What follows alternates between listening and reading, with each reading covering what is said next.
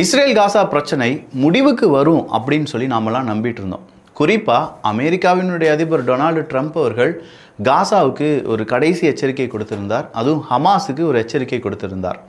Within இந்த மாதிரி டேஸுக்குள்ளே நாங்கள் ப்ரப்போஸ் பண்ண சீஸ்ஃபயரில் கையெழுத்து போடுங்க, அப்படி இல்லைனா ஒரு பெரிய சுனாமி ஹமாஸை வேட்டையாடிடும் அப்படின்னு சொல்லி தான் ஏகப்பட்ட செய்திகள் வெளியே வந்தது. அப்போ நாம் நினச்சோம் இஸ்ரேல் ஹமாஸ் பிரச்சனை அப்படிங்கிறது காசா பகுதியில் பெருசாக நடக்க போகுது அப்படின்னு சொல்லி.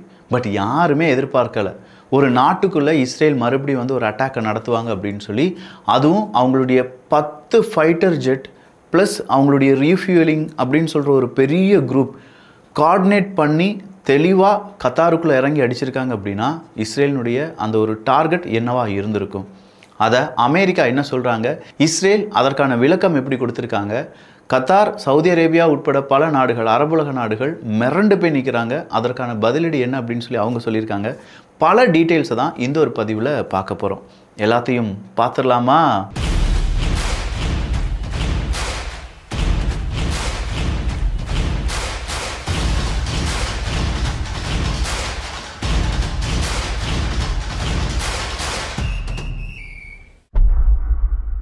நிறைய பேர் இந்த வீடியோவை போடுங்க அப்படின்னு சொல்லி கமெண்ட்ஸ் போட்டிருந்தீங்க. பட் ஃப்ரான்ஸ் மற்றும் நேபாளத்தில் நடந்த வீடியோவை நம்ம தமிழ் பட்சத்தில் போட்டதுனால இந்த வீடியோவை இப்போ நாம் வியூகத்தில் போட்டிருக்கோம். ஸோ இந்த இடத்துல இஸ்ரேல் மற்றும் ஹமாஸ் அப்படின்னு சொல்லக்கூடிய இந்த செய்தியை டெய்லி நம்ம பார்த்துட்டு தான் இருக்கோம். அதில் ஹமாஸுக்கு ஆதரவாக களமிறங்கிய பல நபர்கள் இன்றைக்கி காணவில்லை. நிறைய பேரை இஸ்ரேல் அவங்களுடைய கில் லிஸ்ட்டில் போட்டு எல்லாத்தையுமே கில் பண்ணிட்டாங்க. இஸ்ரேலினுடைய கடைசி ஒரு ஆசை என்ன அப்படின்னா, ஹமாஸ் இல்லாத, ஹமாஸினுடைய நெட்வொர்க் இல்லாத ஒட்டுமொத்தமான அந்த காசா நிலப்பரப்பை நாங்கள் ஆட்சி செய்ய வேண்டும் அப்படிங்கிறது தான். அதை விட ரொம்ப பெரிய ஒரு ஆசை அவங்களுடைய 3rd டெம்பிள், அடுத்ததாக கிரேட்டர் இஸ்ரேல் அப்படிங்கிற ப்ராஜெக்ட். இது எல்லாத்தையுமே இஸ்ரேல் சரியாக தான் செஞ்சிட்டு இருக்காங்களான்னு கேட்டால் ரொம்ப கனக்கச்சிதமாக செஞ்சிட்டு இருக்காங்க. இஸ்ரேலுக்குன்னு எதிரிகள் யாராவது இருந்தாங்கன்னா வேட்டையாடப்படுவார்கள். இஸ்ரேலை எதிர்க்கக்கூடிய நாடுகள் அடிமைப்படுத்தப்படும்.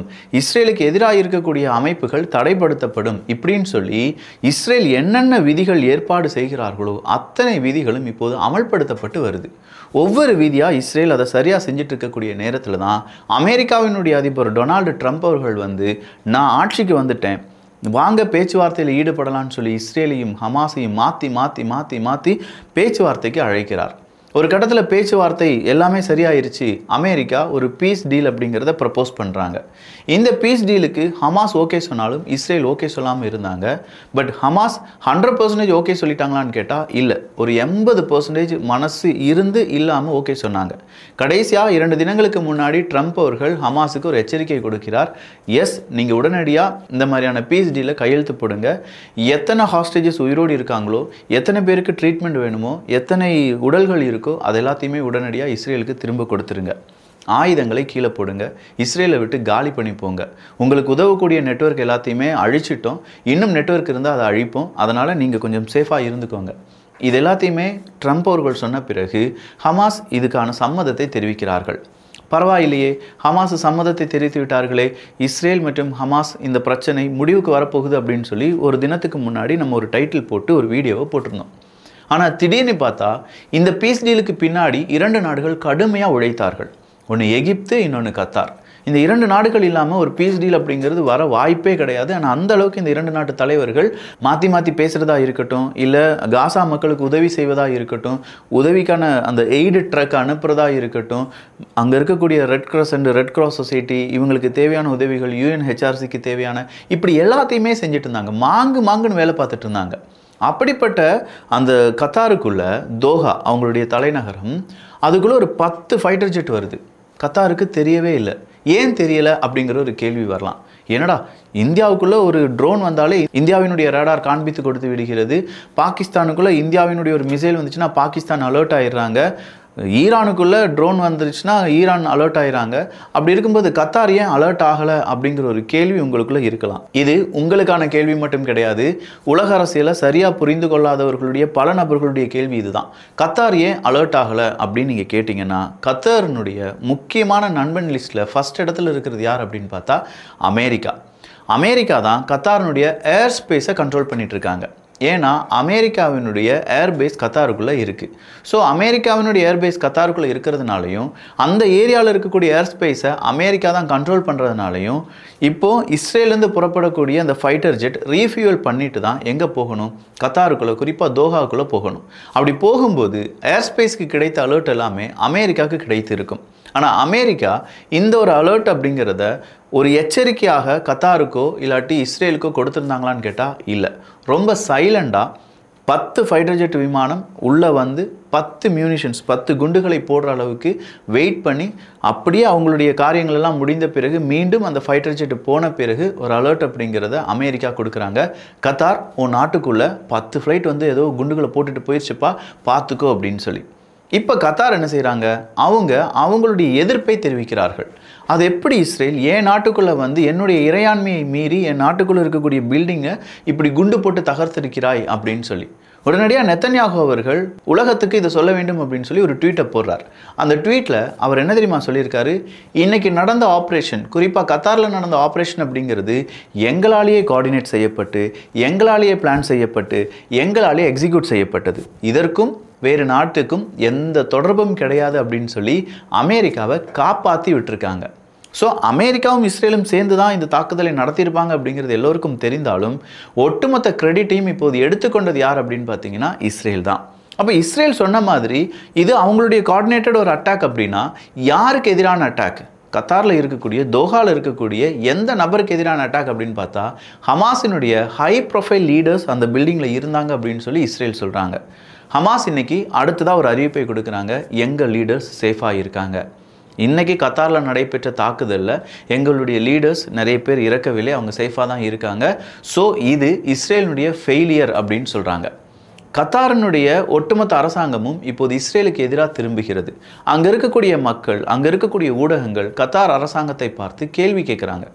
ரொம்பலாம் கேள்வி கேட்க முடியாது, ஆனாலுமே ஒரு சில கேள்விகள் கேட்குறாங்க. இஸ்ரேல் இப்படி வந்து ஒரு தாக்குதலை நடத்திட்டு போயிட்டாங்களே, நம்ம ஏர் ஸ்பேஸ் என்ன செஞ்சிட்ருக்காங்க, நம்முடைய ஏர் டிஃபென்ஸ் சிஸ்டம் என்ன செஞ்சிட்ருக்கு அப்படிங்கிறது தான் கேள்வி. சவுதி அரேபியா மறுபடி வந்து ஒரு செய்தியை வெளியிடுகிறார்கள், எங்களால் என்ன முடியுமோ கத்தாரினுடைய ஏர் ஸ்பேஸை பாதுகாப்பதற்கும் கத்தாருக்கு தேவையான உதவிகளை கொடுப்பதற்கு நாங்களும் தயாராக இருக்கிறோம் அப்படின்னு சொல்லி சவுதி அரேபியா சொல்கிறாங்க. உலகத்தில் இருக்கக்கூடிய பல நாடுகள் இப்போ இஸ்ரேல் நடத்தின இந்த தாக்குதலுக்கு எச்சரிக்கை கொடுத்தார்களா, கண்டனங்களை தெரிவித்தார்களா அப்படின்னு பார்த்தா இல்லை. ஒரு சில நாடுகள் மட்டும் கண்டனங்களை தெரிவித்திருக்கிறார்கள். அந்த நாடுகள் கத்தாரினுடைய ஆதரவு நாடுகள் இல்லாட்டி அரபுலக நாடுகள் என்பதும் குறிப்பிடத்தக்கது. அப்போது இங்கே இருக்கக்கூடிய சிக்கல் மேலும் பெருசாகுது. ஏன்னா பேச்சுவார்த்தை நடந்துட்டு இருந்த நேரத்தில் பேச்சுவார்த்தைக்கு காரணமாக இருந்த ஒரு நாட்டினுடைய தலைநகரத்திலேயே வந்து தாக்குதலை நடத்தியிருக்கீங்களே இஸ்ரேல், இனிமேல் பேச்சுவார்த்தை எப்படி நடக்கும் அப்படின்னு கேட்டால் நாங்கள் சொன்னால் பேச்சுவார்த்தை நடக்கும், நாங்கள் சொன்னால் பேச்சுவார்த்தை நிற்கும். ஸோ நடப்பதும் நிற்பதும் அப்படிங்கிறது நாங்கள் தான் முடிவு பண்ணணுமே தவிர இன்னொரு நாடு முடிவு பண்ணக்கூடாது, இன்னொரு அமைப்பு முடிவு பண்ணக்கூடாது அப்படிங்கிறதுல இஸ்ரேல் ரொம்ப தெளிவாக இருக்காங்க. அப்போ இன்றைக்கி நடந்த இந்த தாக்குதல் அப்படிங்கிறது இஸ்ரேல் கண்டிப்பான ஒரு டார்கெட்டை நோக்கியான தாக்குதல். பட் ஹமாஸ் சொல்கிற மாதிரி அந்த டார்கெட் தப்பிச்சிட்டாங்களா இல்லையா அப்படிங்கிறதெல்லாம் பொறுத்திருந்து தான் பார்க்கணும். அமெரிக்கா கை விரிச்சிட்டாங்க, இந்த தாக்குதலுக்கும் எனக்கும் சம்பந்தமே கிடையாதுன்னு அதை உறுதிப்படுத்தியிருக்காங்க இஸ்ரேல். எது எப்படி இருந்தாலும் நாளைய தினம் கண்டிப்பாக அரபுலக நாடுகள் ஆர்கனைசேஷன் ஆஃப் இஸ்லாமிக் ஆப்ரேஷன் அப்படிங்கிற அந்த மீட்டிங்கை தூக்கி போடுவாங்க. எமர்ஜென்சி மீட்டிங்கில் இஸ்ரேல் செய்தது தவறு தான், இஸ்ரேலுக்கு எதிராக நம்ம என்ன செய்ய வேண்டும் அப்படின்னு சொல்கிற கேள்விகளை கேட்பாங்க. பல அரபுலக நாடுகளும் மௌனத்தை மட்டுமே பதிலாக கொடுப்பார்கள் என்பதில் மாற்று கருத்தே கிடையாது. ஒரு அரபுலக நாட்டுக்காவது நல்லபடியாக ஒரு நிமிர்ந்த ஒரு முதுகு இருந்துச்சு அப்படின்னா இந்நேரம் இஸ்ரேலுக்கு எதிராக கண்டனங்கள் பறந்திருக்கும், இஸ்ரேலுக்கு எதிராக ஏவுகணைகள் சுங்கின்னு போயிருந்திருக்கும். ஆனால் இங்கே நம்ம பார்க்கிறது அரபுலக நாடுகள், ஆப்ரஹாம் அக்கார்ட்ஸ், இஸ்ரேல். இந்த ஆப்ரஹாம் அக்கார்ட்ஸ் வழியாக அரபுலக நாடுகள் எல்லாருமே இஸ்ரேல் கூட நட்பை பாராட்ட தொடங்கிவிட்டார்கள். ஸோ அரபுலக நாடுகளுக்கு இடையே ஏதாவது பிரச்சனை வந்தால் கூட அது அரபுலக நாடுகள் மட்டும்தான் பேசுவாங்களே தவிர மீதம் இருக்கும் நாடுகள் பேச மாட்டாங்க.